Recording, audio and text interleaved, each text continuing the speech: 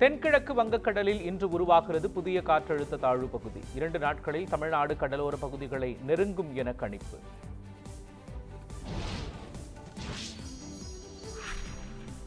நாகை, திருவாரூர், மயிலாடுதுறை, கடலூரில் நாளை மிக கனமழைக்கு வாய்ப்பு. செங்கல்பட்டு, திருச்சி உள்பட 8 மாவட்டங்களில் கனமழை பெய்யும்.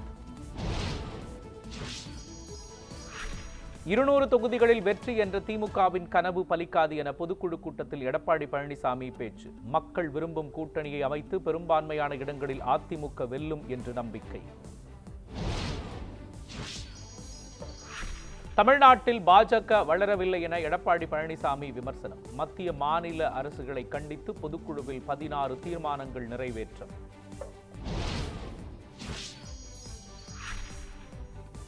உலக புகழ்பெற்ற தபேலா இசைக்கலைஞர் ஜாகிர் ஹுசைன் காலமானார். இதயம் தொடர்பான பிரச்சனையால் அமெரிக்காவில் சிகிச்சை பெற்று வந்த நிலையில் சிகிச்சை பலனின்றி உயிரிழப்பு. ஒகேனக்கலுக்கு நீர்வரத்து வினாடிக்கு 8000 கன அடியாக அதிகரிப்பு. காவிரி நீர்பிடிப்பு பகுதிகளில் கனமழை பெய்து வருவதால் நீர்வரத்து அதிகரிக்கும் என தகவல். திருவண்ணாமலை மாவட்டம் சாத்தனூர் அணையிலிருந்து வெளியேற்றப்பட்டு வந்த உபரி நீர் முற்றிலும் நிறுத்தம். அணைக்கு நீர்வரத்து குறைந்ததால் நீர்வளத்துறை அதிகாரிகள் நடவடிக்கை.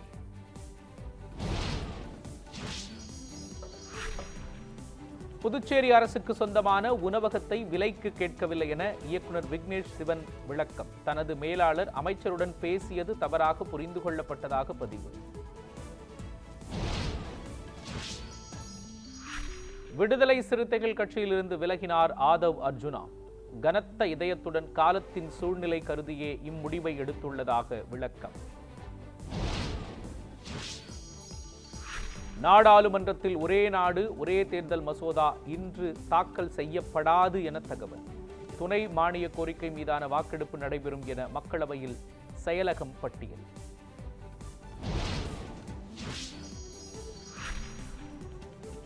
மகாராஷ்டிராவில் புதிய அமைச்சரவையில் 39 பேர் அமைச்சர்களாக பதவியேற்பு. கூட்டணி கட்சிகளுக்கு 20 துறைகளை ஒதுக்கிய பாஜக.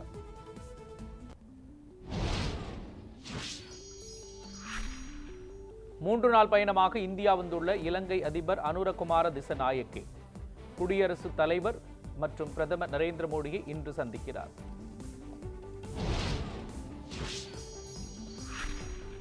உலக செஸ் சாம்பியன் பட்டத்துடன் இன்று தாயகம் திரும்புகிறார் குகேஷ். இளம் சாதனையாளரை வரவேற்க சிறப்பு ஏற்பாடுகள்.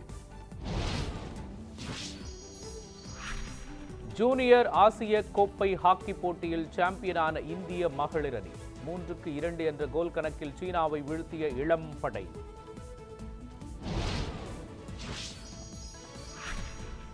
மேற்கிந்திய தீவுகளுக்கு எதிரான முதல் T20 கிரிக்கெட் போட்டியில் இந்திய மகளிர் அணி வெற்றி. 49 ரன்கள் வித்தியாசத்தில் வீழ்த்தி அசத்தல்.